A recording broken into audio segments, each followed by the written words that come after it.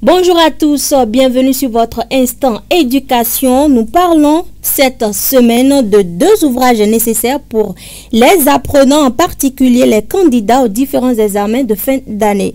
Il s'agit de la méthodologie efficace de travail pour tout apprenant et comment motiver les apprenants en difficulté d'apprentissage. L'auteur de ces ouvrages est l'invité de ce numéro. Crépine Gandaro, bonjour. Bonjour, chers journalistes.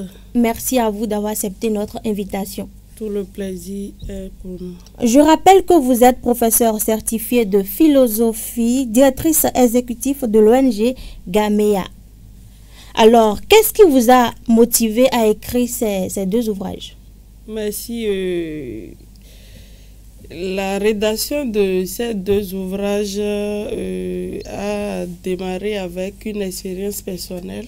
D'abord, en tant qu'apprenante, en classe de terminale, nous avions lancé à nos parents le défi de donner le meilleur de nous-mêmes. Et là, nous avions pu essayer de mettre sur pied certaines règles.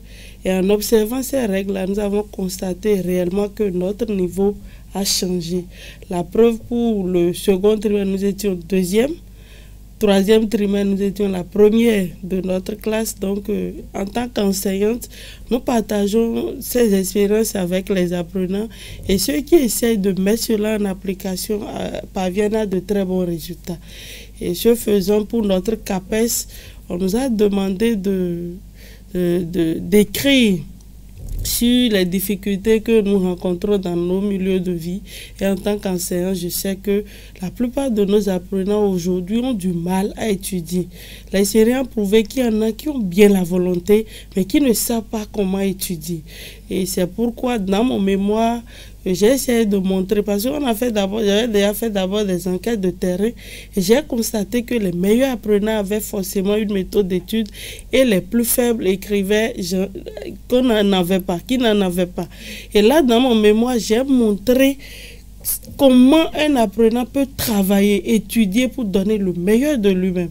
Et c'est ce qui a intéressé mon jury et ils m'ont recommandé de publier ces méthodes-là.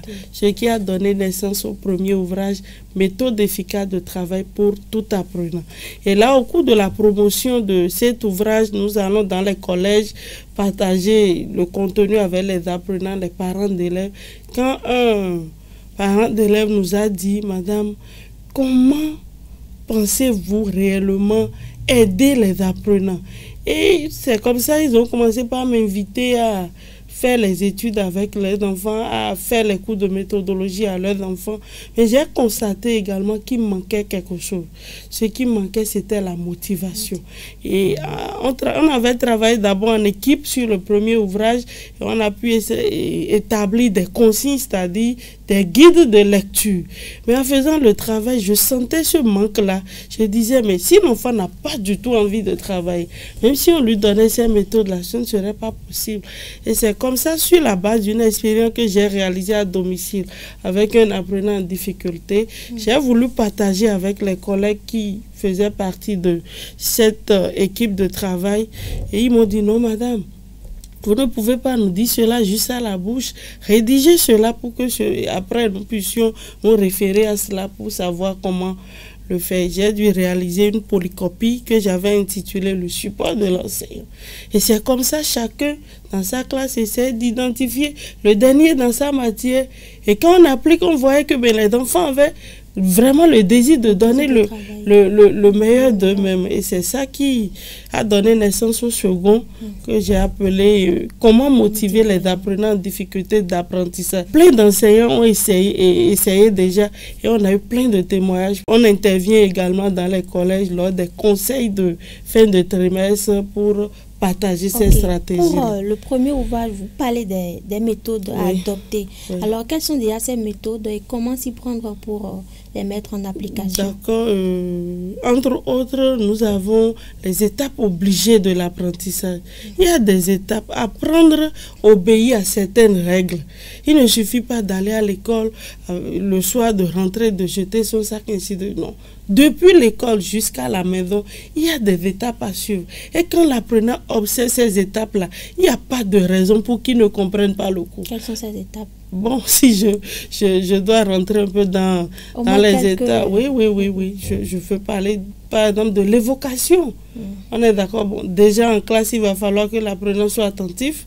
On a expliqué dans le document pourquoi ils se doivent d'être attentifs au cours. Arrivé à la maison, il y a un délai à observer entre le travail de l'école et celui de la maison. Après, il faut faire l'évocation. L'évocation a une fonction. On a développé cela. Après, il faut la relecture. En dehors de la relecture, il faut faire les exercices et les exercices reçus dans la journée avant de passer au cours du lendemain. Voilà, si je peux parler en termes du contenu des étapes obligé. Mais dans ce cas-là, si je dis apprendre les leçons du lendemain, il y a des méthodes pour apprendre. À la page 36 de l'ouvrage, par exemple, nous avons développé 10 méthodes pour apprendre rapidement une leçon. Et en dehors de ça, un apprenant en difficulté qui vraiment ne sait pas comment quitter, comment dit-on, le niveau très faible là pour aller à un niveau de compétence, je recommande la page 43 à 47 de l'ouvrage. Là, il s'agit des apprenants qui assimilent très difficilement. Voilà. Et à ce niveau-là, nous allons voir comment Abraham Maslow a montré comment on peut passer de l'ignorance à la compétence. Et c'est ce que nous faisons quand on nous confie les apprenants. Nous les amenons vraiment de l'ignorance à la compétence. Si l'apprenant est déjà d'un certain niveau et il veut vraiment faire partie des meilleurs de sa classe, pourquoi pas, il peut essayer le travail. Est-ce que c'est vraiment impossible aujourd'hui? Passer du...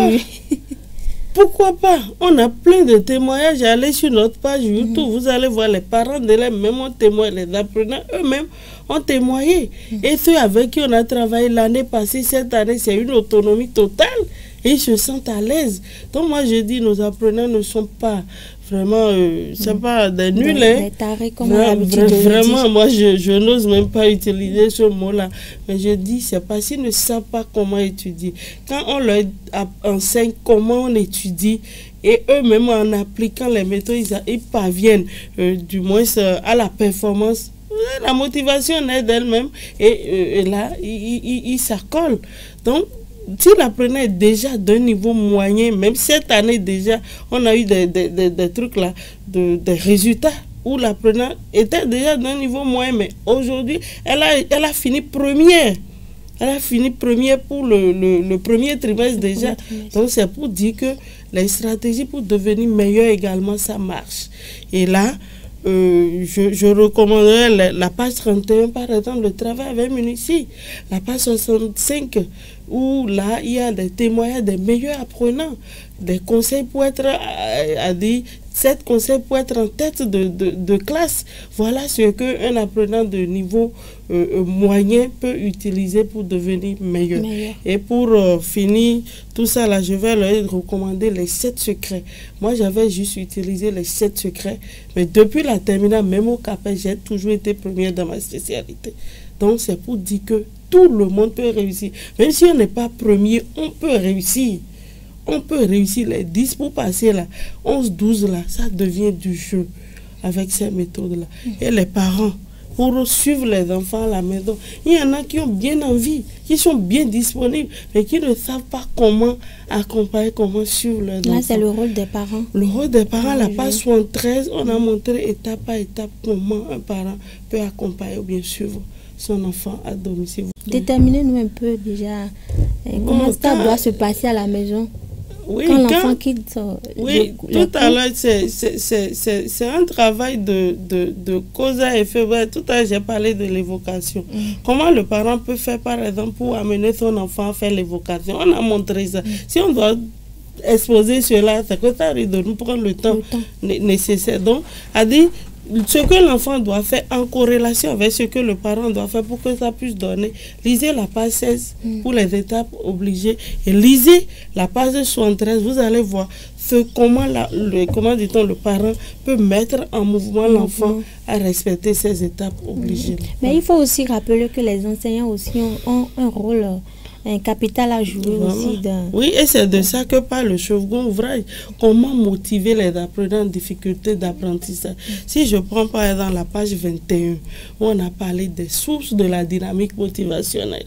À la formation, on donne aux collègues, on explique aux collègues comment ils vont faire pour réaliser ces 3 conditions-là, afin que le climat de cours soit viable, que l'enfant soit, je ne sais pas, intéressé par ce qu'il dit.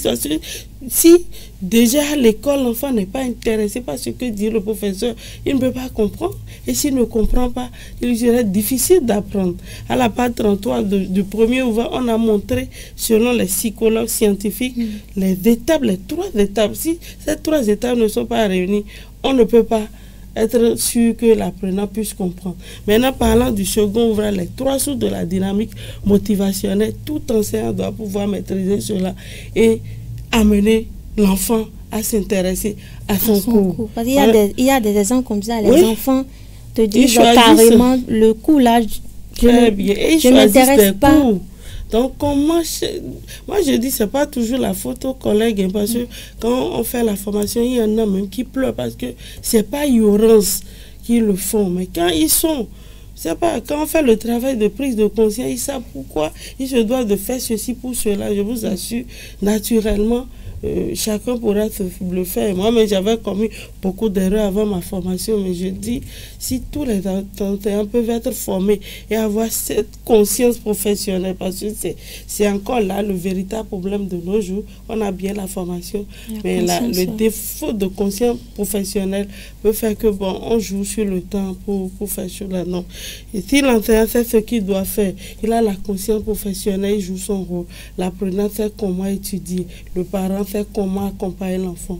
Je pense que le problème c'est encore que certains parents ne sont pas présents tout le temps. Vraiment, bon. Et là, ça complique tout. Ça complique tout. L'enfant est livré à lui-même. Vraiment.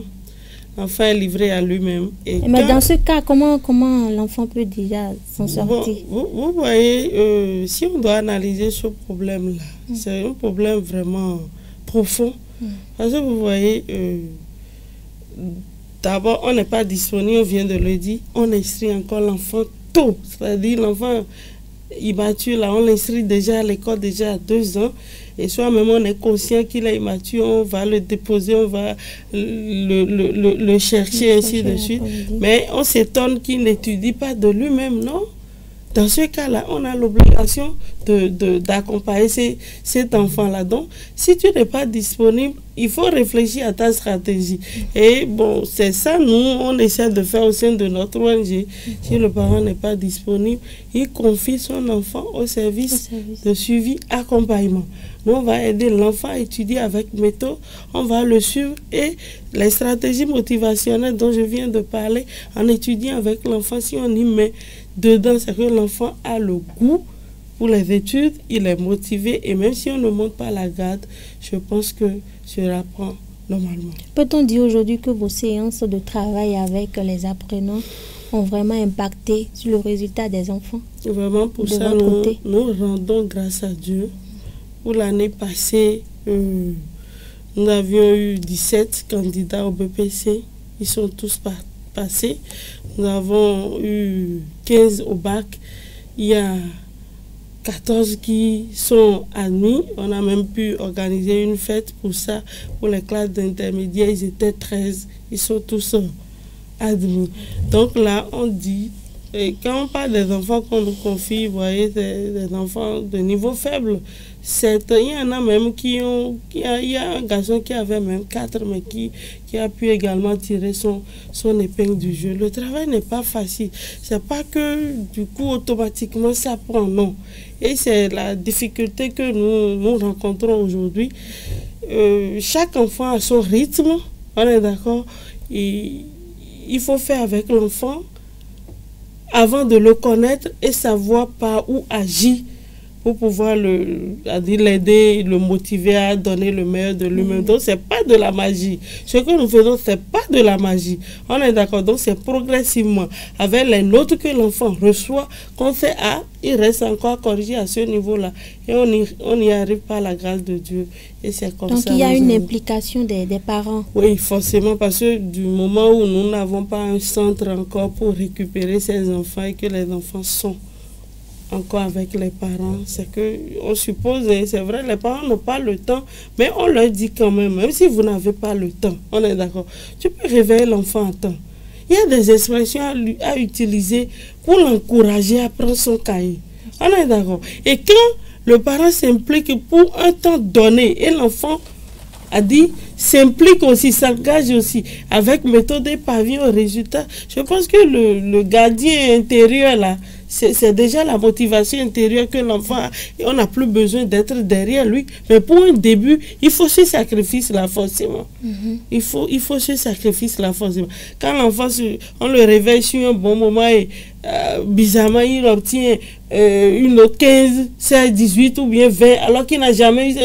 si je me réveille tôt, j'apprends, c'est que ça donne.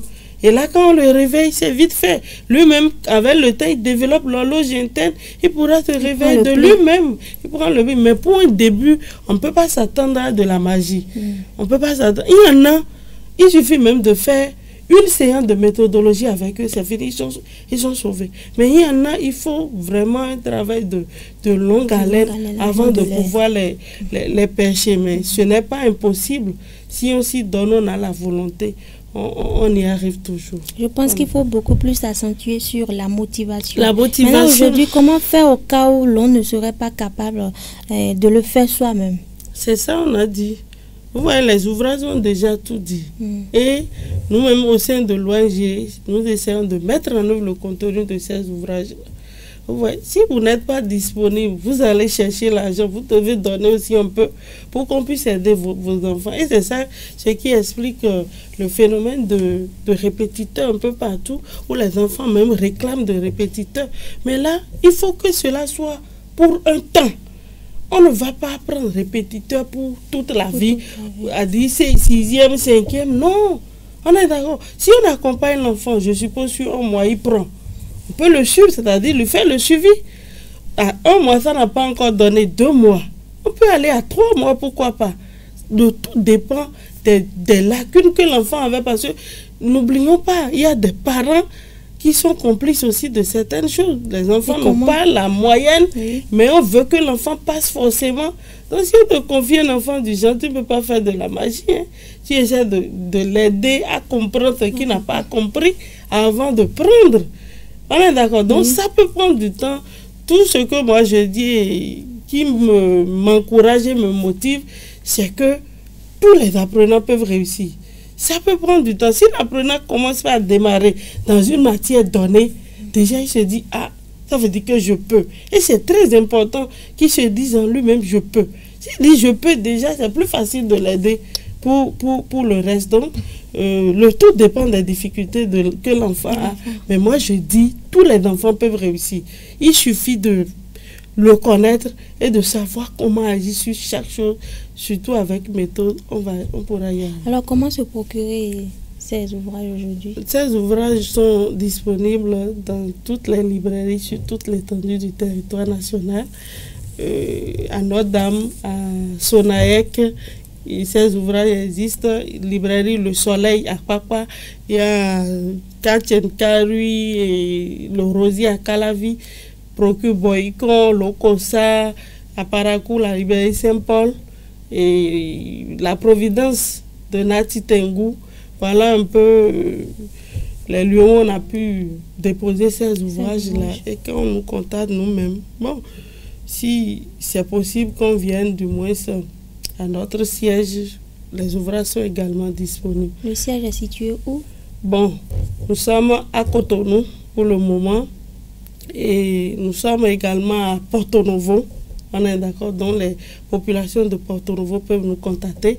Les populations de Calavi, Cotonou, à Papa aussi également peuvent nous contacter pour le moment. Mais sur notre chaîne YouTube, méthode efficace de travail scolaire, vous pouvez échanger avec nous. Notre site onggameya.org. Vous pouvez également voir un peu comment nous travaillons et notre page Face Gameya ONG également. Les contacts, c'est le 95 09 16 78, 95 09 16 78, 96 87 03 35 et le 66 36 86 87. Un conseil aux candidats aux différents examens de fin d'année? Bon, la préparation des examens se fait du moins ça. Il y a ce qu'on appelle préparation immédiate et préparation lointaine. Et pour la préparation immédiate, il faut savoir que c'est dès le premier jour de la rentrée qu'on commence. On est d'accord. Maintenant, si je suppose qu'on n'a pas eu cette chance-là, c'est encore possible. Mais n'attendez pas le dernier jour pour dire que vous préparez les examens. Si vous n'avez pas eu la chance de vite commencer, alors là, il y a les congés qui sont là. Congés de fête, vous pouvez déjà en profiter pour rattraper ce qui a été fait. Congés de détente, vous pouvez déjà en profiter pour rattraper ce qui a été fait en faisant des plans de résumé. On est d'accord? Et de révision. C'est pas la veille qu'on pourra tout lire, non. C'est ça qui donne le stress. Et après, l'apprenant tombe malade, on ne sait quelle maladie. Il a dit, on bousille toute une année. On est d'accord. Les congés de Pâques également, on peut prendre ce temps-là, planifier, on est d'accord, oui. Comment faire par exemple ces résumés et ces révisions? Je pense à la page 40, c'est montré dans le premier livre, méthode efficace de travail pour tout apprenant. Donc, si on se donne, c'est comme le dit l'auteur Pascal Hide, c'est un auteur qui a écrit sur la méthodologie.